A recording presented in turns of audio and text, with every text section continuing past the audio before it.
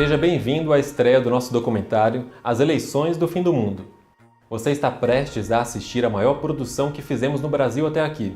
Pela profundidade do assunto e importância do tema, ela foi dividida em 2 filmes. No primeiro deles, investigamos as raízes dos regimes de esquerda na América Latina, os laços que possuem entre si e com partidos brasileiros, e qual o seu interesse nas eleições de 2022 no Brasil. No segundo episódio, discutimos o interesse do Partido Comunista Chinês nessa disputa. Abordamos fatos com impacto direto para o futuro de nosso país e de nosso planeta, e a real importância do momento que o Brasil vive. Nós temos certeza de que essa série vai te permitir enxergar a realidade do país sob uma nova luz e tomar decisões informadas. Antes de embarcarmos nesta importante jornada, nós queremos pedir a sua ajuda para que possamos continuar entregando nosso material de forma gratuita.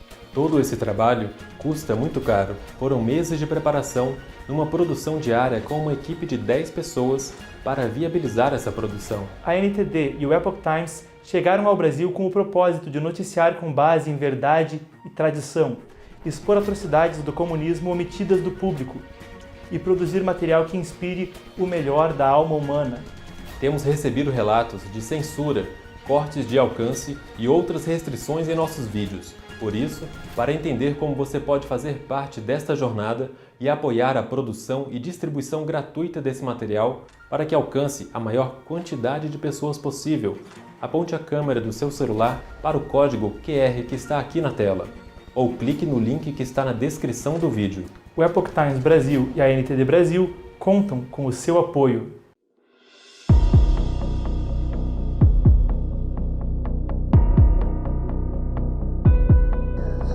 A América Latina pode, nesse momento, ser o grande farol para a nova esquerda que nós precisamos criar no mundo. Não queremos o Brasil dominado por outra potência. E temos outras poucas potências de olho no Brasil. Dilma Rousseff está em Cuba e hoje participou da inauguração de um porto financiado pelo Brasil. Durante a cerimônia, a presidente classificou como injusto o bloqueio comercial imposto ao país caribenho pelos Estados Unidos.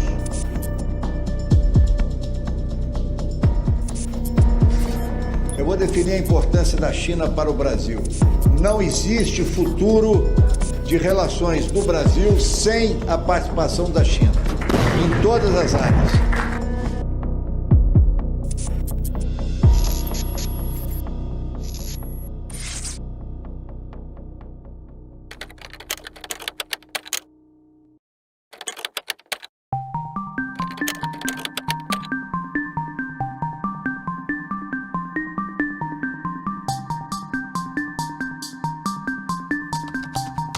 Antes das eleições de 2022 no Brasil, um fluxo de informação tomou o país. Denúncias contra candidatos à presidência, partidos e mais. Mas algo muitas vezes ignorado, com implicações históricas e internacionais, parecia merecer mais atenção. Notícias iam desde falas do presidente da República e de membros do Judiciário sobre interferência estrangeira. E temos outras poucas potências de olho no Brasil. Há riscos de ataques de diversas formas e origens. Há episódios onde partidos de oposição, políticos alinhados por todo o continente e regimes totalitários, China, Venezuela, Cuba e outros, se aproximavam. Artistas, veículos de imprensa e celebridades no exterior replicavam uma narrativa comum, e um corte de auxílio chegou a ser discutido no Congresso americano, a depender do que ocorresse no Brasil em outubro. As perguntas eram importantes demais para serem ignoradas. Um quebra-cabeça incompleto. Por que esses países? Esses partidos? Esses políticos? Que interesses estrangeiros existem nessa disputa? O Brasil pode perder sua liberdade? Virar uma ditadura? O que está realmente em jogo nas eleições de 2022? Como um jornalista cobrindo política e relações internacionais, eu quis encontrar a verdade desses fatos e o que ela significa. Porque se há uma chance de essa terra deixar de ser livre, Eu não estaria fazendo o meu trabalho se não buscasse dar ao brasileiro informações necessárias para entender e decidir o futuro de sua nação, de seus filhos e de si próprios. Primeiro de tudo, muito obrigado por conversar conosco. Como eu estava te falando nas mensagens, eu queria realmente perguntar sobre o assunto das eleições. Nós estamos cercados de bandeiras vermelhas. Now we have the communists have just won the election in Colombia, in Chile, in Peru, and virtually every country in Latin America is now going down the Sao Paulo Forum Road, the Workers' Party model. O Foro de São Paulo, repito, ele surgiu aí já há mais de 30 anos e ele é um dos maiores perigos para a liberdade na América Latina hoje. And we will see increased influence of Russia and China in every single country of the region, and we will see a concerted attack on the United States by the countries of Latin America to flood the border, to supply drugs. Isso acaba por transformar esses países em narco-estados. The main one, the most important one, is Brazil itself. É o tamanho do Brasil, a sua colocação geográfica, a sua potencialidade de riquezas naturais. And if Lula da Silva wins in October, we will have wall-to-wall communism from Terra del Fuego to the US border. The whole of Central Latin America and much of the Caribbean will be under communist control. A luta contra o cristianismo, totalmente, claro, eles não dizem isso. Só lá na Nicarágua estão dizendo direitinho, estão prendendo padres e bispos e fechando a igreja. A China é o garantidor financeiro e a Rússia é a garantia da pólvora. O Brasil hoje é o último bastião da América do Sul. Se cair o Brasil, é um perigo muito grave para todas as Américas. So this election in October is one of the most critical elections in world history. It's not just about Brazil. This is about the entire Latin America. This is about the entire Western Hemisphere. And if the Western Hemisphere falls, that's a communist world. So that's the short answer. Marcos, tá tudo pronto, o pessoal tá só te esperando. Tá, me dá 5 minutos e já vou. Essa é a versão final do roteiro mesmo? É essa aí. Beleza, pessoal, 5 minutos que o Marcos tá chegando. Em novembro de 2005, o New York Times noticiou uma reportagem da revista Veja, relatando que o comitê eleitoral do ex-presidente Luiz Inácio Lula da Silva havia recebido até 3 milhões de dólares vindos de Cuba, antes das eleições de 2002. Em 2003, ao falar à Folha de São Paulo, um dos comandantes das Farc, Raul Reis, confessou proximidade com Lula e o PT e presença da organização, uma guerrilha narcotraficante no Brasil. Reis foi morto e teve seu laptop apreendido em 2008. E-mails encontrados nele e verificados por veículos diversos mostravam interferência da guerrilha comunista no governo brasileiro e vínculos com a ditadura na Venezuela. Em dezembro de 2016, a empreiteira Odebrecht se declarou culpada perante o Departamento de Justiça dos Estados Unidos. Eram 788 milhões em subornos em 3 continentes, no que a pasta chamou de o maior esquema de propina estrangeira da história. A empreiteira confessou pagar políticos e partidos para adquirir vantagens em licitações no Brasil e no exterior. Segundo a confissão da Odebrecht, depois do Brasil, a Venezuela era o país a mais receber subornos. No Peru, tramita um julgamento envolvendo possível financiamento ilegal de campanha para o esquerdista Ollanta Humala nas campanhas presidenciais de 2006 e 2011, vindo da Odebrecht e outra empreiteira do Brasil, a OAS, a mando do Partido dos Trabalhadores. Além disso, Hugo Chávez poderia ter contribuído. No Equador, um vice-presidente já foi condenado e cumpre pena, devido a subornos vindo da Odebrecht. O caso poderia também ter vínculo ao PT. Cortou, valeu pessoal. Obrigado, Marcos, muito bom, hein? Era aparente uma articulação na América Latina, incluindo não só partidos e políticos, mas guerrilhas, movimentos sociais e outras entidades. Além de relatos de imprensa, os laços eram confessos por declarações dos próprios membros dessa articulação e por documentos publicamente disponíveis.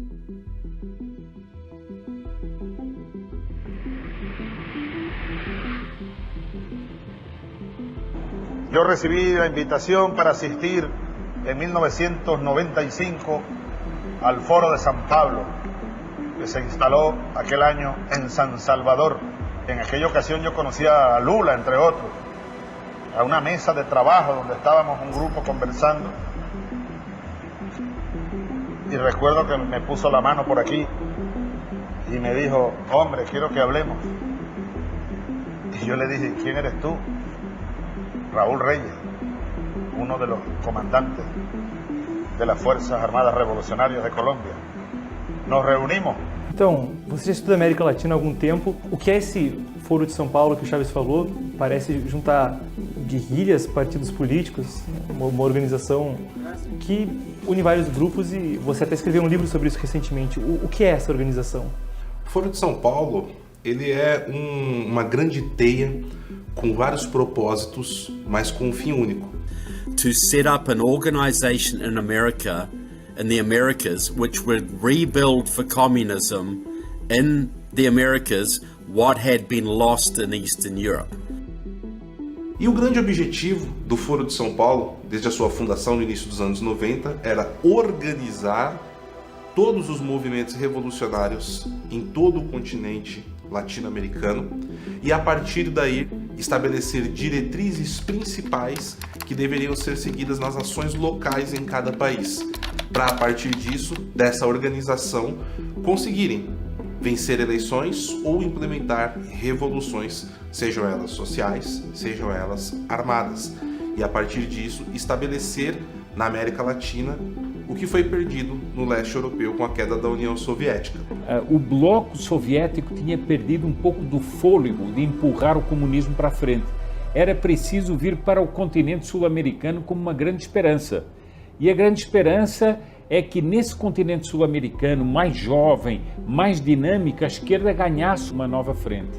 So it was set up right from the start to bring together about 200 Latin American left-wing parties, communist parties, socialist parties, even terrorist organizations to coordinate and help each other right across Latin America to elect leftist governments.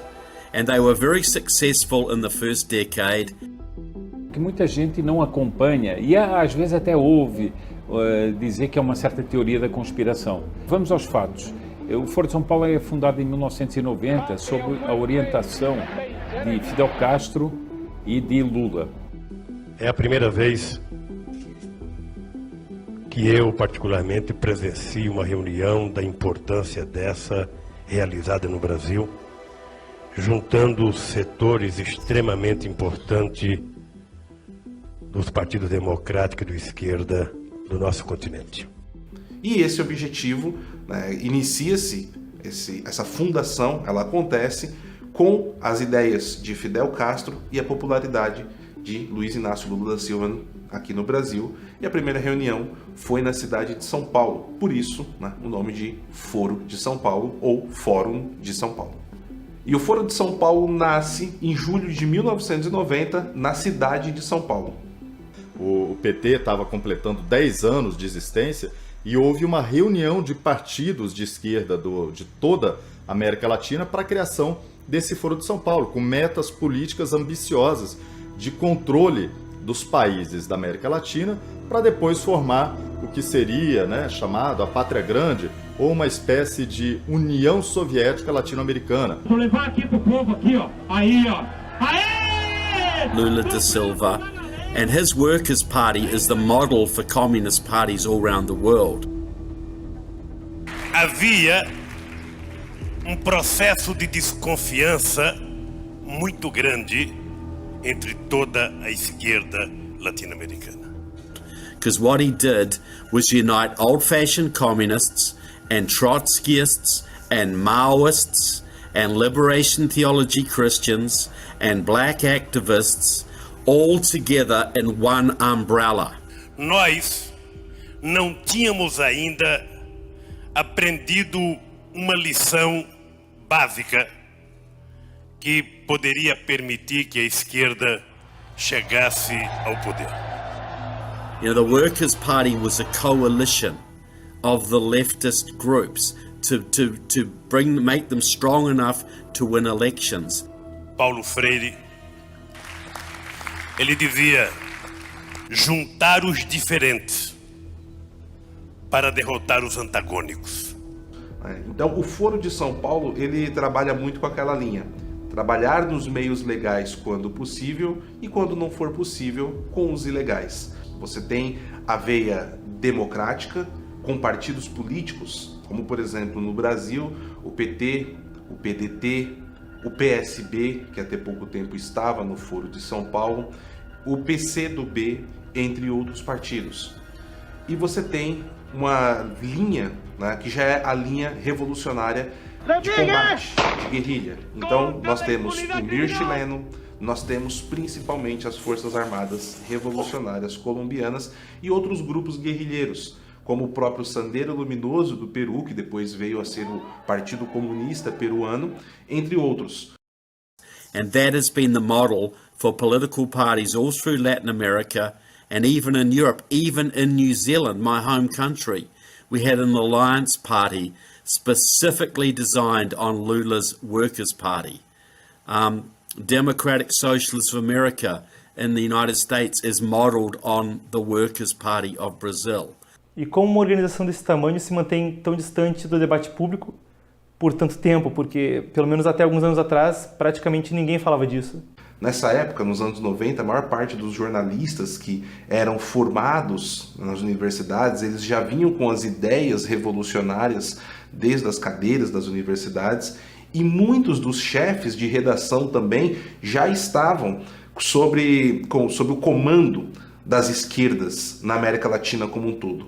Poucos foram aqueles que conseguiram fazer denúncias. O primeiro foi o advogado José Carlos Graça Wagner, que ainda nos anos 90 ele já fala da existência do Foro de São Paulo, e ao lado do professor Olavo de Carvalho, ao qual os dois eram conhecidos, começam a fazer denúncias em relação ao Foro de São Paulo e a todo momento são tratados como conspiracionistas, né, e pessoas que estão procurando o comunismo que acabou com a queda do Muro de Berlim, né, querendo trazer um inimigo onde já não existia para poder bagunçar a ordem política que estava sendo estabelecida no Brasil. Eu acho que isso tem uma justificação. E se você recuar no tempo, vai entender qual é essa justificação. Lula era uma figura que assustava. Era uma figura da esquerda mais radical que assustava o brasileiro. E quando ele vai subir ao poder, ele vai tentar mais uma vez subir ao poder e sobe ao poder, ele é reformatado. E ele passa a ser o Lulinha Paz e Amor, a carta do Paz e Amor. Ele deixa de usar as roupas revolucionárias, passa a usar terno e gravata, passa a usar sua gravatinha verde e amarela e tenta aparecer como uma figura quase dulcificada. Ora, no momento em que ele vai subir ao poder, começam a aparecer as denúncias, mas existe o Foro de São Paulo, mas existe uma organização comunista atrás do seu Lula. Então, o que é que era preciso? A mídia, a extrema imprensa, precisava fazer a campanha para defender o Lula. E a primeira coisa que eu disse é o seguinte: não existe Foro de São Paulo, isso é uma invenção, isso é uma teoria da conspiração. E eles conseguem criar essa ideia de que o Foro de São Paulo era uma ideia conspiratória, que era uma teoria da conspiração, que não havia, que nunca houve, e que isso tudo não passava de malucos que diziam isso para contestar esse Lulinha Paz e Amor. America, this is in the United States. Democratic Socialists of America, which has 4 members of Congress affiliated with the Sao Paulo Forum. So you've got a Latin American revolutionary organization that now has 4 members and many supporters in the US Congress. But nobody in America knows that. Nobody in the United States knows that because nobody reports on it. Nobody even knows what the Sao Paulo Forum is. A maioria das pessoas não sabe ou não sabia direito o que era Foro de São Paulo porque a própria esquerda negou. E a mídia, a velha mídia, que também é controlada pela esquerda, negava a existência do Foro de São Paulo. Se você falasse sobre isso 10 anos atrás, 15 anos atrás, você era taxado de maluco, de conspirador, pois não só existe, como tem atas de reuniões dos últimos 30 anos.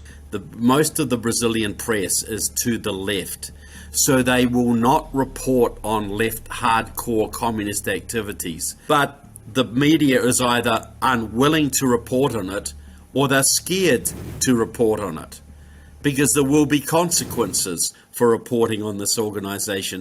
Deixa eu tirar uma outra dúvida que toda hora aparece, especialmente no noticiário internacional. Fala-se, eu não acredito nisso, mas eu quero colocar isso na entrevista, de uma aliança, de um eixo Chaves, Fidel e Lula. Ô Boris, você sabe que isso é no mínimo uma piada de mau gosto, claro. E eu te aconselho até não repetir isso no vídeo. Após anos de negação pela mídia, Lula agradeceu o Foro de São Paulo pelo apoio ao ter sua condenação cancelada e se tornar elegível para a disputa presidencial de 2022. Quero agradecer ao Foro de São Paulo, que é uma organização da esquerda latino-americana. O Foro diz reunir oficialmente em seu site 124 partidos em 28 países, incluindo o MIR chileno e o Partido da Ditadura Venezuelana. No Brasil são 5, o PPS, agora chamado Cidadania, o PDT, o PCB, o PCdoB e o PT. Com um total de 2.968 candidatos propostos nas eleições de 2022. O PCdoB e o PT compõem a coalizão para a campanha do fundador da organização, Lula.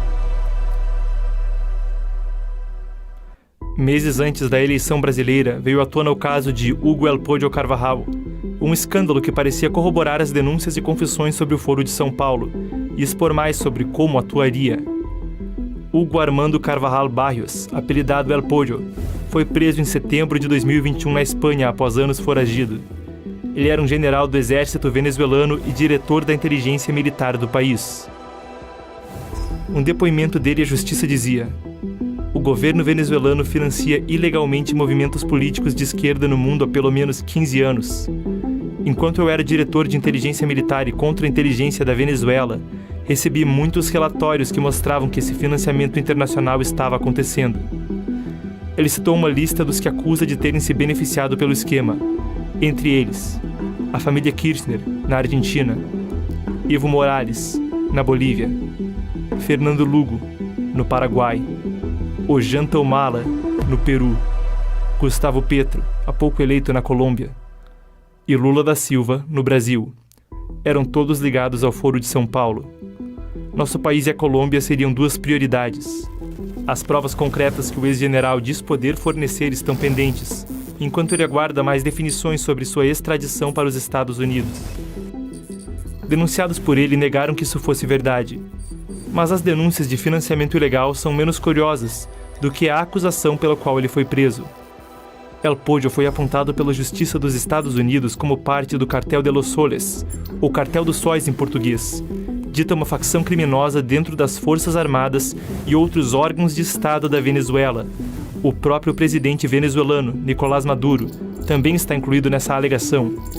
O ex-general havia sido indiciado por participar no que a justiça chamou de uma conspiração narcoterrorista para, como se lê nos próprios documentos da corte, inundar os Estados Unidos com cocaína junto às Farc. Um dos fatores em todo o caso e nas denúncias que El Podio fez, depois de preso, era a presença não só de agentes ligados ao Foro de São Paulo, mas principalmente, ele citou um de seus membros fundadores, a ditadura comunista de Cuba. So, one of the things you were discussing was the relationship between the Cuban regime and drug cartels in Venezuela and beyond. The Cuban government has long historic ties with the international drug cartels, with the Medellin cartel, for example. Fidel Castro played as a mediator between drug cartels in Colombia and Manuel Noriega. When Manuel Noriega ran into some difficulties with the drug cartels, the padrino who was able to bring peace between both sides was Fidel Castro. And that relationship with drug trafficking continued. Cuba was instrumental in the creation of the Solis cartel in Venezuela. And Solis is because of the sun on the uniform of the Venezuelan generals. But it was the Cubans that were able to be the mediators and the instructors for the Venezuelans on how to get involved with the drug trade and also how to link up with Middle Eastern terrorist groups, the Iranian government, for example, and obviously the ties with Russia and China. It all went through Havana. With the Center for a Free Cuba and the Victims of Communism Memorial Foundation, you have also spoken about how not only it went through Havana, but how many groups came into being because of Havana's action, and not only in Latin America. One of the measures where he went beyond Latin America in 1966, 1967 is to organize a gathering of the Tricontinental, which was bringing guerrillas, terrorists, communists from Asia, Africa, and the Americas, hence the Tricontinental, the three major continents. And out of that meeting began decades of identifying and forming guerrilla groups, terrorist groups, training them, providing logistics, and really exploding international terrorism onto the scene, especially in the 1970s. That is the legacy of the Tricontinental. Você diria que é possível afirmar que o Foro de São Paulo ele é um herdeiro da Conferência Tricontinental? Vários grupos que surgem a partir da Tricontinental, na época dessa organização, acabaram depois por compor o Foro, né? Sim, vamos dizer que foi um avô. Foi um avô do Foro de São Paulo. Mas quem comandou tudo foi Fidel Castro. Foram 500 delegados de 82 países. A Conferência Tricontinental reuniu centenas de enviados. Na época do encontro, a ditadura comunista cubana ampliava sua atuação no continente. Em anos próximos, surgiam diversas guerrilhas terroristas na Colômbia, no Peru e outros países. FARC, EPL, ELN, Sendero Luminoso. No Brasil, houve o MR8 e a Ação Libertadora Nacional, a ALN, de Marighella. O Foro de São Paulo era um herdeiro da Conferência Tricontinental. Muitas das organizações ligadas ao Foro só foram viáveis através do apoio financeiro de Cuba ao crime internacional, que aconteceu inclusive no Brasil durante décadas. Aquela ditadura comunista que perseguiu minorias, incluindo cristãos e homossexuais, e assassinou até mais de 100 mil pessoas, a depender da estimativa, também foi citada em um encontro do Foro como um importante auxílio para o grupo. E de coração, eu quero dizer para vocês que uma das forças políticas que mais contribuiu para que nós chegássemos a construir o que nós construímos foram os companheiros do Partido Comunista Cubano, que sempre tiveram paciência e experiência de nos ajudar. A acusação da justiça americana no caso de El Pollo Carvajal revelava mais. Essa operação narcotraficante não ocorreria necessariamente por dinheiro, mas para, nas palavras da justiça americana, infligir os efeitos danosos e viciantes da droga em usuários no país. Está escrito nos documentos. Enquanto a maioria das organizações narcotraficantes na América do Sul e na América Central tentaram diminuir seu papel na importação de narcóticos para os Estados Unidos, tentando evitar indiciamento no país, o Cartel dos Sóis priorizou usar a cocaína como uma arma contra a América, importando tanto quanto fosse possível. Then go back in time. Again, Red Cocaine by Joseph Douglas, it describes the process through which Mao Zedong waged a new opium war on the United States, modeled after the opium war the British used against China during, their war. Right? And it's the idea that you can get a country addicted to something. You create a product that you cannot really do away with, and that product creates networks of corruption. Meu colega na edição americana do Epoch Times, Joshua Phillip, me indicou algo. Red Cocaine é um livro de 1990 baseado principalmente nas delações de Jan Sejna, com quem o autor, o Dr. Joseph Douglas, conviveu por anos em meio à elite da defesa americana. Sejna foi major-general na Tchecoslováquia comunista durante a Guerra Fria e o segundo oficial de mais alta patente a desertar do bloco comunista para os Estados Unidos. Ele se tornou uma fonte-chave para a inteligência americana e já depôs como monitoramento de detectores de mentira, sem qualquer indício de faltar com a verdade.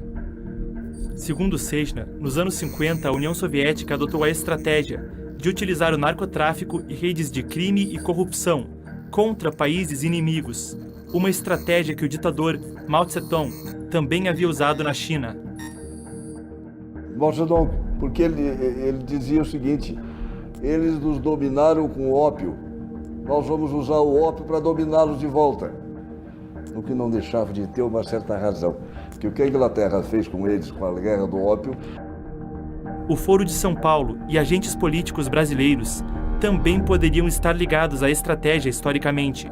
The revolutionary value of drugs is twofold. One, you wither away, for communists, right? One, you degrade the morality of a society. Two, you create people who are willing to break the laws of that society. And if you have people who are willing to break the laws of that society, you then have people who are willing to do things that are unethical for money. Those are the types of people who can be hired, right? Who can be recruited to be part of a revolutionary network or system. The Soviets mostly used the drug culture and those people for again, its attempted revolutions in the United States. The Chinese Communist Party's done the same thing. When you get into Latin America, again, Red Cocaine talks about how they work through Cuba and so on like that. And Cuba, being kind of the heart of the drug trade and managing it in the U.S., most of its operations were using spies and so on. E com isso, a pessoa drogada, eu tive certa experiência com isso como psicanalista e também que eu fui membro da Drug Watch International. E nós tínhamos muitos estudos sobre isso. E a pessoa drogada, ela é mais facilmente induzida a ações que não faria se não tivesse drogado. Isso é um objetivo. O outro objetivo é ganhar dinheiro. Segundo Sejna, o serviço secreto da Tchecoslováquia mandaria agentes a 17 países para infiltrar diferentes facções criminosas. Isso incluía a América Latina e o Brasil. O terrorismo seria incorporado ao narcotráfico para desestabilizar ainda mais as nações alvejadas. Isso era parte do que os soviéticos chamavam de Estratégia Revolucionária Básica Atualizada. Cuba entrou na operação do Bloco Soviético em 1960, um ano após a Revolução Comunista de Fidel Castro. Em 66, na Conferência Tricontinental, ficou decidido que Cuba infiltraria agentes em todas as operações da América Latina. A estratégia da União Soviética, vinda da China e executada principalmente via Cuba na região, era dividida em 5 etapas. Primeiro, selecionar e formar líderes revolucionários, como quadros de inteligência civil e militar. A segunda etapa da estratégia era treinar terroristas. Isso ocorria sob um rótulo disfarçado, utilizando uma suposta luta por libertação de poderes coloniais como pretexto. Esse disfarce da libertação nacional era para fazer operações de inteligência parecerem movimentos de patriotas lutando por seus países.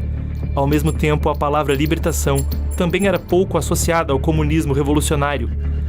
Grupos associados à Conferência Tricontinental de Havana, de fato, frequentemente usavam nomes como a Ação Libertadora Nacional, a ALN no Brasil. Era a mesma coisa com o Exército Popular de Libertação, EPL, um grupo com esse nome na Colômbia, outro no Peru. Como um braço armado do Partido Comunista Peruano, havia o Exército de Libertação Nacional, ELN, no Peru. E também havia um outro ELN com o mesmo nome na Colômbia. Na Nicarágua era a Frente Sandinista de Libertação Nacional. Essa guerrilha acabou por se tornar um partido político e até hoje governa a Nicarágua, afiliada ao Foro de São Paulo. A Frente Farabundo Martí de Libertação Nacional, FMLN de El Salvador, também já governou seu país. E esses são só alguns exemplos. Porque até 10, 15 anos atrás aqui no Brasil, quando nós falávamos da ditadura, falávamos dos guerrilheiros que entraram na política e tudo mais, como eles eram retratados? Que eles lutavam contra a ditadura. Eles queriam a liberdade democrática do Brasil, né? Aquele movimento da Diretas Já, ele foi colocado como um movimento de luta contra, né, a bota no pescoço, né, contra um autoritarismo. E, na verdade, o que eles estavam fazendo? Lutando pela ditadura do proletariado, como alguns revolucionários nos últimos anos vêm dizendo, né? O próprio Gabeira, treinado em Cuba. Treinado em Cuba. Então, como o próprio Gabeira, que fala isso, né, e causou furor nas frentes da esquerda. Cuba era um entre vários países com centros de treinamento para ensinar crime e tráfico de drogas a militantes, segundo Sechna. Em documentos oficiais publicamente disponíveis, o Exército Brasileiro confirma que o Partido Comunista Cubano deu treinamento de guerrilha para, no mínimo, 202 militantes de esquerda brasileiros entre 65 e 71. Eles aprendiam a combater no campo e na cidade, a sabotar e trabalhar com espionagem, explosivos e imprensa. Eles recebiam $1.000, roupas e instruções de como agir ao retornar para o Brasil. Os documentos foram verificados pela Folha de São Paulo no ano 2000. Outro documento, esse de dezembro de 1972, do Serviço Nacional de Inteligência do Brasil, confirma os treinamentos e o envolvimento da ALN, do terrorista baiano Carlos Marighella. Os documentos brasileiros não especificam se o treinamento incluía o narcotráfico. Entre os líderes revolucionários treinados na ilha estava o próprio Marighella e um dos fundadores do PT, envolvido na atual campanha presidencial, o ex-deputado e ministro José Dirceu, também associado ao escândalo do Mensalão. E os outros nós fomos para Cuba. A maioria já tinha organizações, né, DPR, LN, MR8, para fazer treinamento e voltar para o Brasil. Eu voltei logo no final, começo de 71, já estava no Brasil clandestino já. Porque eu não fiquei no Brasil. O Molipo, que era a minha organização, decidiu que eu devia voltar para o exterior, para Cuba, para reorganizar a propaganda no exterior, a vinda, a saída de pessoas. Eu voltei para Cuba e fiquei em Cuba 1 ano e meio, fiz um outro tipo de treinamento e voltei clandestino em 74, no final de 74, e fiquei aqui com o Carlos Henrique Gouveia de Mello. Porque a primeira vez que eu voltei, eu vim para São Paulo para combater, para atuar na luta armada, que é uma coisa... Pensar hoje que eu estava em 71 em São Paulo clandestino, morando no Brás, na Rua Cavaleiro, né? Armado, tudo. Uma coisa, só nós mesmo. O regime cubano vai conseguir uma coisa prodigiosa, vai estender-se à Venezuela. E hoje, não só Cuba continua a ser um lugar operativo do crime ligado à política, mas passa a ser também a Venezuela. E ali há imensas denúncias de treino de grupos terroristas, até islâmicos ali dentro. A terceira etapa do plano era o narcotráfico internacional. O narcotráfico funcionava como uma arma na guerra revolucionária contra as chamadas sociedades burguesas e também recrutava agentes de influência mundo afora através do crime. Fidel e Raul Castro foram descritos como grandes entusiastas da prática. Sechna disse ter conhecimento direto de que, pelo meio da década de 60, operações haviam sido estabelecidas sob esse esquema na Colômbia, na Argentina, no Peru, no Uruguai, em Costa Rica, no Chile, nos Estados Unidos, no Canadá, no Brasil e outros. Nós vamos adoecer por dentro o nosso inimigo, que é os Estados Unidos. Nós vamos tornar o povo doente, idiotizado através das drogas. Nós vamos fazê-los gastar fábulas com o combate às drogas internacional. E, acima de tudo, nós vamos fazer eles gastarem muito dinheiro com clínicas de recuperação, com o sistema de saúde. Nós vamos introjetar o veneno a conta-gotas ali dentro. A quarta etapa era a infiltração em máfias e organizações criminosas já existentes e o estabelecimento de sindicatos do crime controlados pelo bloco soviético e o movimento comunista. A coleta de dados era uma prioridade. Com agentes tanto no poder público quanto no crime organizado, se obteria informações para chantagem contra alvos importantes, a favor do movimento comunista. Os dados eram coletados tanto dos usuários de drogas quanto dos traficantes. Isso permitia detectar e recrutar agentes e oferecia uma arma para danificar a reputação de pessoas e organizações opostas aos interesses soviéticos. Ele informa que ao fim da década de 60, os soviéticos possuíam informação sobre corrupção de mais de 10.000 pessoas influentes na América Latina. O Sechna, quando ele escreve tudo isso, ele já desertou e ele está relatando coisas que ele sabe que aconteceram. E ele fala que quando ele desertou, acredito que foi 68 ou 72, quando ele desertou para os Estados Unidos, ele fala que naquela época já eram mais de 10.000 contatos que eles tinham na América Latina a partir desse esquema. Então, é razoável a gente pensar que esses contatos hoje ficam com Havana, com o Foro de São Paulo? Certamente. Certamente. certamente. Fico. Devem estar com eles. É por isso que muitas coisas estranhas acontecem. Isso se soma a todo o aparato de espionagem do movimento comunista. O ex-arquivista do Serviço Secreto Soviético, Vasily Mitrokhin, que foi da Rússia para a Inglaterra em 1992. Ele copiou e guardou documentos do Serviço Secreto. Os documentos mostram que a ex-presidente e ex-vice-presidente da Argentina, Isabelita Perón, era um contato soviético, seu ministro da Economia também. No Brasil, pelo menos um diplomata do Itamaraty era um agente.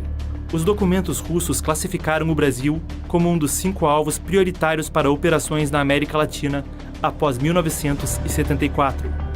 A quinta e última etapa do plano soviético, executado via Cuba como delatado por Jan Sejna, era planejar e preparar sabotagem em escala mundial. O plano previa que isso ocorreria no prazo máximo de 1972, apenas 18 anos após começarem a planejar. A operação foi declarada muito exitosa e de baixo custo.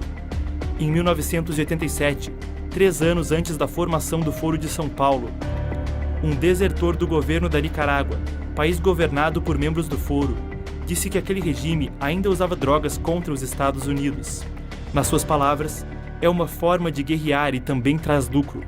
2 desertores militares cubanos, o Major Florentino Aspillaga e o Major Antônio Rodrigues, confirmaram que isso ainda estava ocorrendo até pelo menos o final da década de 80, quando desertaram.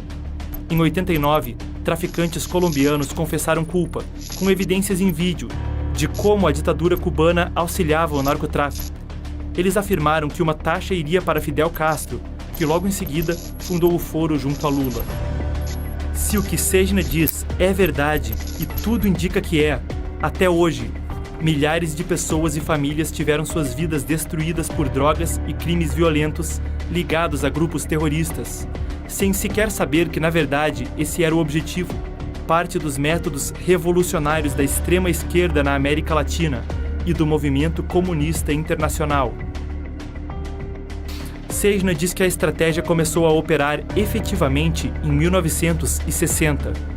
As Farc passaram a atuar formalmente em 64, garantindo santuários para atividades ilícitas e inserindo a Colômbia na indústria de drogas em escalas industriais. O tráfico de cocaína explodiu com o enorme consumo no Rio e em São Paulo dos anos 60, consolidando o trânsito da droga no Brasil para países desenvolvidos. Em uma década, após o início alegado do plano soviético, um negócio dito de fundo de quintal, que era o da cocaína na América Latina, se tornou uma indústria multinacional altamente organizada. Nos anos 80, cartéis controlavam redes de processamento, laboratórios, aeronaves, pontos de transbordo e armazéns. A taxa de homicídios de São Paulo, segundo um dos principais jornais do Brasil, se manteve constante em cerca de 5 para cada 100 mil habitantes por 4 décadas, mesmo com o aumento da população. Em 1968, o número era mais que o dobro, chegando ao patamar que a OMS considera epidemia de homicídio. Em 1984, a taxa era 8 vezes maior. Entre 65 e 68, assaltos a banco aumentaram 37 vezes. Roubos subiram 166%. A maconha no Brasil raramente era vista em muitos círculos sociais em 1950, mas entre 69 e 71 disparou, citada como rotineira na alta sociedade carioca, junto de glamorização e influência cultural dos narcóticos, através de intelectuais e artistas. Na fronteira dos Estados Unidos com o México, os 850 quilos dessa droga confiscados em 62 já eram várias toneladas em 65. A baixa histórica de violência de 3 décadas dos Estados Unidos se reverteu. Entre 60 e 80, a taxa de homicídios mais que dobrou e quase todas as categorias de crimes violentos cresceram: estupro, assalto, latrocínio. Desde a época em que Sejna alega o início desse plano, nações inteiras parecem ter se tornado reféns de redes de corrupção sistemáticas, não muito diferentes das concebidas na estratégia comunista, e em uma inferência possível a respeito. Logo antes das eleições, a revista Veja e outros veículos trouxeram à tona relatos de fontes primárias, ainda pendentes de provas, de que haveria laços entre crime organizado e políticos brasileiros. Quando nós falamos desses grandes grupos criminosos, nós falamos da sua aliança com partidos. Há certos partidos que têm alianças com certos grupos criminosos. Isso, para muita gente, parece um escândalo, mas isso é uma meta. Essa é a própria essência da esquerda. It's a perfect tool for revolution, because revolution is about destroying the existing social order so that a new one may be imposed. So it's no surprise the communists would be heavily involved in the drug trade. It's basically at the top levels, if your government is heavily corrupted and dependent on narco money, they're not going to be fighting communism. You know, they're getting their drugs from the communists.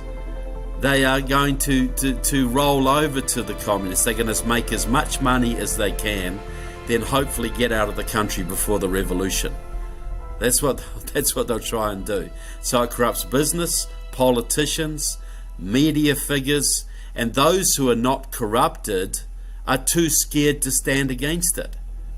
So there's no opposition. Nobody's going to stand against these people because they'll kill you or they'll kill your family.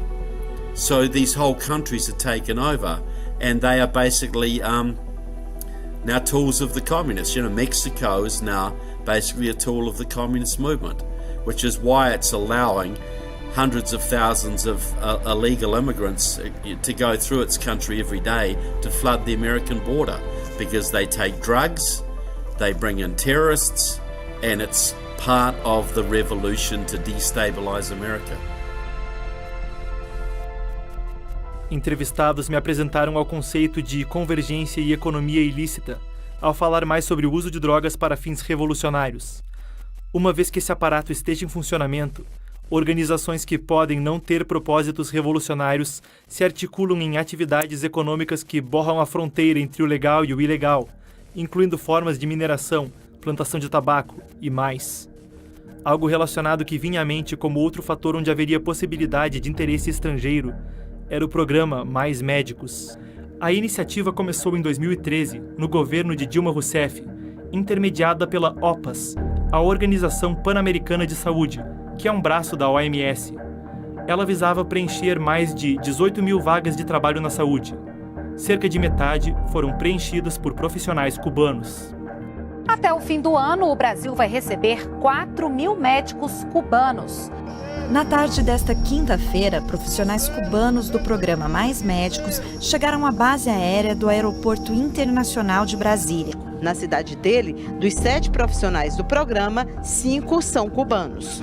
Havana exigia que os profissionais cedidos fossem avaliados apenas em Cuba. Ao Brasil, caberia só familiarizar os médicos ao idioma, a práticas processuais, administrativas e à legislação. O Ministério vai repassar à OPAS o valor previsto no edital, de R$10 mil para cada profissional. O recrutamento e os salários não eram acertados entre o Brasil e Cuba, mas entre o governo de Cuba e os médicos, com intermediação da OPAS. O resultado foi que o regime cubano acabava por reter a maior parte da remuneração. Hoje, dos R$ 11.500 pagos mensalmente, só de 25% a 30% ficam com o médico. Hoje os profissionais ficam com apenas 30%. A OPAS foi intermediária financeira entre o governo federal e a ditadura cubana, usando sua própria conta bancária nos Estados Unidos para converter reais brasileiros em dólares e depois transferir uma quantia significativa de dinheiro para Cuba.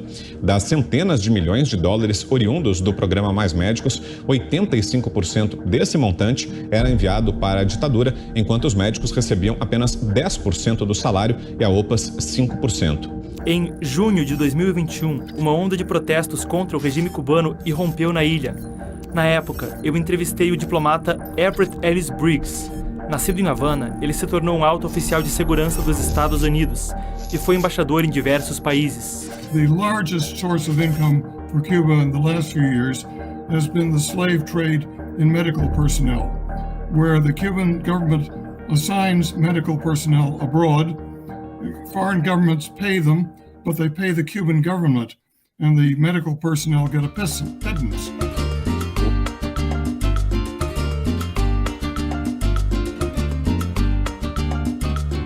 O programa Mais Médicos de Cuba foi um dos maiores programas de escravização de seres humanos da história recente da humanidade, né? É um trabalho escravo, sim. O problema não é o salário que eles tiram, o problema é o roubo do que a gente é submetido.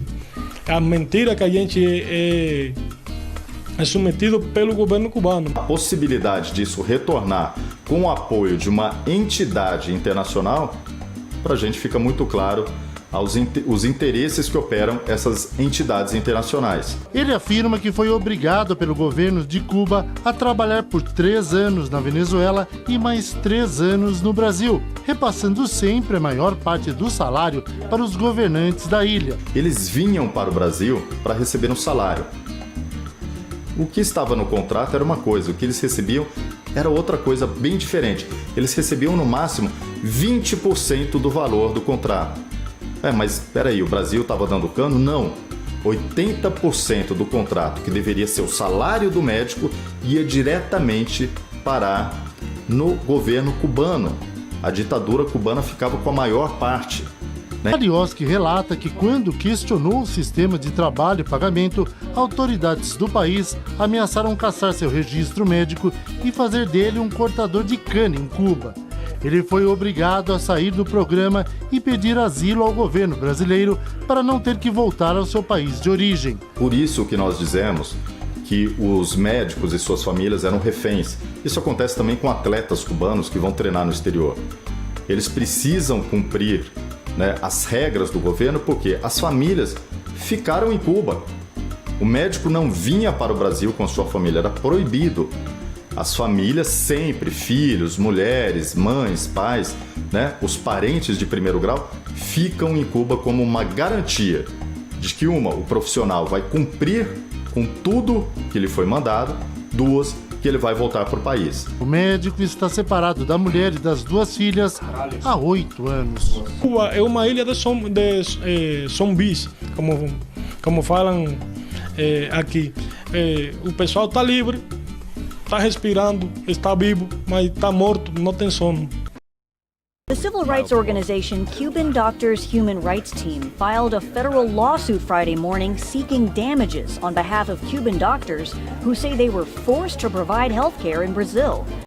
Ele já começou a pagar o participação do PT. Então você vê que o PT por nós tinha diálogo. O PT tinha um diálogo por nós cabuloso, não. Odebrecht esparramou tanto dinheiro que até as Forças Armadas Revolucionárias da Colômbia foram aquinhoadas. Reportagem da revista Veja revela que a empreiteira começou a pagar uma mesada mensal às Farc nos anos 90. Lula falou sobre o encontro que teve com o ex-presidente Fidel Castro. De velhos amigos, de velhos companheiros. É com muita alegria que dirijo essa mensagem fraterna aos participantes da 22ª reunião do Fórum de São Paulo.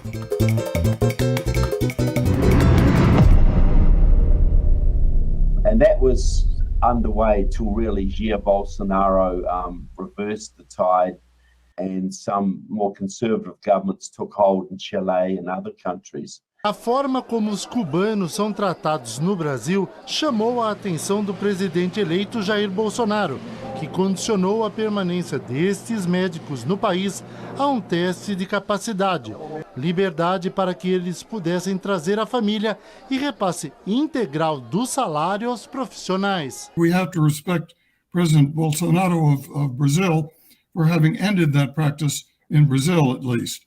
Other countries now are under threat of discovery, so to speak, in the fact that they may still be paying Cuban medical personnel these slave wages for working, which goes to the Castro government. But the Castro government has lost a great deal of revenue there as well.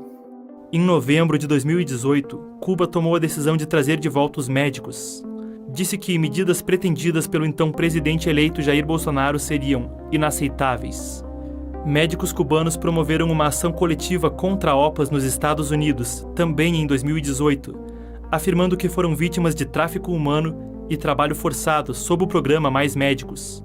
No processo, alegam que foram intimidados, ameaçados e coagidos a fornecer serviços médicos em nosso país.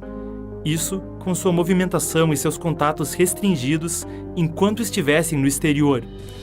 E em 2019, oficiais do Departamento de Estado americano disseram que as missões médicas de Cuba estavam traficando profissionais médicos. À época, eram mais de 50 mil, em mais de 60 países. Estimativas apontam que o total cedido ao Partido Comunista Cubano pelo Brasil, enquanto o programa vigorou, poderia chegar aos bilhões de dólares. Uma prévia do plano de governo de Lula para 2023 a 2026 pretendia retomar programas como o Mais Médicos. O fim de uma fonte de renda para o Partido Comunista Cubano vindo do Brasil via trabalho denunciado como escravo. E o governo de Cuba vai deixar de fazer parte do programa Mais Médicos. Segundo o Ministério da Saúde cubano, exigências feitas pelo presidente eleito Jair Bolsonaro são inaceitáveis e violam acordos anteriores. Junto disso, a queda em massa na criminalidade e a intervenção na cadeia de produção e distribuição de narcóticos. Um setor com indícios históricos de ligação ao Foro de São Paulo. Agora que eles começaram o mandato, já mexemos diretamente com a cúpula, irmão. 50 toneladas de cocaína, R$1 bilhão em dinheiro e em bens. Esse é o resultado da maior operação da história da Polícia Federal no combate ao tráfico de drogas. Em 2021, houve recorde na apreensão de cocaína pelo país, além de um número elevado de crack e maconha. O Brasil registrou a menor taxa de homicídios em 10 anos. E ainda a inibição da plausível economia ilícita, denunciada por Joseph Miri, e de corrupção. E não só no Brasil. Essas foram possibilidades vislumbradas por todo o continente, com membros do Foro perdendo o poder no Chile, na Bolívia, no Equador, na Argentina e mais, entre os anos de 2015 e 2021, parecia haver uma tendência. Não parece mais. Hoje tem governos ligados ao Foro de São Paulo que estão retomando todo o poder. Chile com Boric, Daniel Ortega na Nicarágua, Maduro na Venezuela, Pedro Castillo no Peru, Gustavo Petro na Colômbia, Alberto Fernandes com a Cristina Kirchner na Argentina. Nós vamos ter uma fraqueza de certos governantes. Pinheira, por exemplo, que vai ceder, Macri, que vai ceder, sempre situações de ceder para não perder e acabando por perder. So Lula and the Sao Paulo Forum were smart. You know, we will soften the image. We will not emphasize communism. We'll emphasize social democracy. But we will unite every party of the left we can, from hardcore communist to social democrat. We'll run on a moderate social democratic program, but we will bring our people into power. We will get money from the state. We will indoctrinate our children. We will control our media. It will make slow constitutional changes to basically make it harder and harder for conservatives to win and to embed our power in the main cities across Latin America and also into the agricultural areas through the landless peasant movements and that kind of thing. So it's been a very slow process, and it's never been under the communist flag per se. It's always been under the social democratic flag, the non-ideological left. We're opposed to the conservatives. We don't like those authoritarian rightists. We're moderate. We just want to change our country to the better, and we'll work with the unions, we'll work with elements of the churches, and we will just gradually have progress in our countries. But it's always been a guise. It's always been really under the communist banner. You know, the Sao Paulo Forum doesn't have a hammer and sickle in its symbol. You know, it doesn't fly the communist flag overtly, but it was put together by Fidel Castro and Lula da Silva, and it has communist parties in its ranks.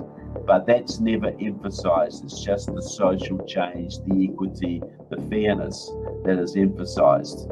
Communism is being sold under a socialist or a social democratic banner. And the goal is to win political power, then use the money of the state and the constitutional constitutional powers of the state to make things harder and harder for your enemy and easier for you, to the point that they have enough power they can openly declare themselves communist. By that time, it's too late. And that's the game for Brazil, that's the game for Chile.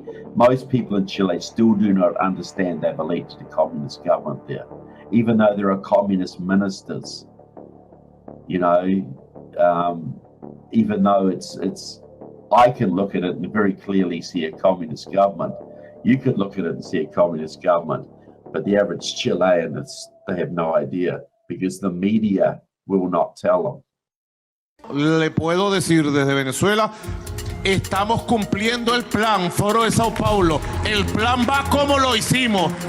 Voten por Gabriel Boric. Va perfecto el plan. Así es, Chile tiene nuevo presidente electo, es Gabriel Boric. Ustedes me entienden, Foro de Sao Paulo, el plan va en pleno desarrollo. No companheiro Gustavo Petros. Victorioso. Para presidente da Colômbia.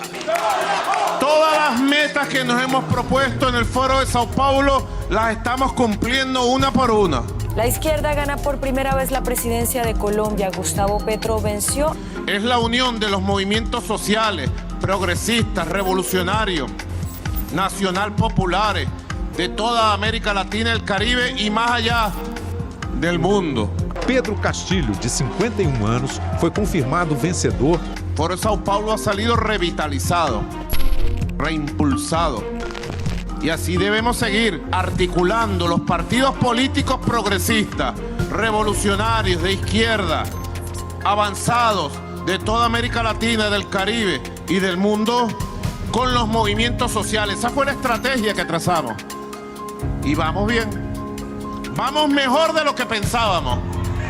Mucho mejor de lo que pensábamos. É importante a gente entender o papel do Brasil no Foro de São Paulo. É o garantidor financeiro.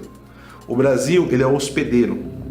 O papel do Brasil é ser o hospedeiro do parasita revolucionário. O Brasil é o fiador. Nesse momento, se o Brasil caísse nas mãos do Foro de São Paulo, seria por demais importante para eles. Por quê? Porque por causa da localização geográfica do Brasil, do tamanho do Brasil. Não se esqueça do seguinte, o Brasil hoje é usado como rota de transporte de drogas para outros pontos, para a Europa, para os Estados Unidos. O combate a essas rotas cessaria. Nós teríamos o que está acontecendo agora na Colômbia, que é abrir e acabar com a repressão ao narcotráfico. Então o Brasil pareceria ser um paraíso para o escoamento da droga. Seria um reforço a todas as organizações criminosas que operam aqui dentro, inclusive com conluios com organizações terroristas como o Hezbollah e outros. Veja que só isso já seria uma coisa muito importante. Nós teríamos um outro ponto que é usar o Brasil com todas as suas riquezas para financiar esses países e financiar todo o Foro de São Paulo. Mas não para por aí. Nós teríamos uma internacionalização da Amazônia com ONGs de esquerda controlando. E eu só estou dando alguns exemplos das consequências que nós teríamos. E nós teríamos outra consequência, que é o poder político do Brasil, que é um poder político grande, inclusive internacionalmente, e que passaria a estar empurrado para a esquerda e para favorecer o Foro de São Paulo. Muitos dos possíveis indícios, confissões, denúncias e evidências relacionados ao foro não foram apreciados pela Justiça do Brasil e de diferentes países. E até a hora em que terminei de escrever o roteiro desse documentário, os tribunais brasileiros não consideravam que havia provas concretas de relações potencialmente criminosas que pontuei aqui, apesar de haver condenações e indiciamentos no exterior que corroboram algumas inferências. Se comprovadas, algumas alegações poderiam mesmo encerrar partidos políticos no Brasil. A legislação brasileira proíbe que partidos recebam fundos estrangeiros ou ordens de entidades de fora do país. Com base na informação disponível, reconheci o Foro de São Paulo como uma possibilidade real de influência, interferência ou ação estrangeira no Brasil por meios questionáveis. Cortou. Valeu, pessoal. Obrigado, Marcos. Muito bom, cara. Aprendi muita coisa. Parece muita informação, mas não deu nem ainda para falar de China. Mas vai ficar pro segundo filme. Espero que você tenha gostado do filme e não se esqueça de cadastrar-se pelo QR Code ou no link abaixo na descrição para receber os comunicados com o link da estreia do próximo episódio e para entender como pode nos apoiar nessa jornada. Para produzir a série que você está assistindo agora, foi necessário investimento e trabalho árduo para tornar esse conteúdo gratuito, pois temos o entendimento que esse conteúdo deve chegar ao maior número de pessoas possível. Temos confiança que uma pessoa como você, que assistiu o conteúdo até o final, está consciente dos fatos, pode nos ajudar a compartilhar e também investir na distribuição da série. Contamos com você! Clique no link na descrição deste vídeo ou aponte o seu celular para o QR Code na tela para saber como nos apoiar. Muito obrigado e até breve!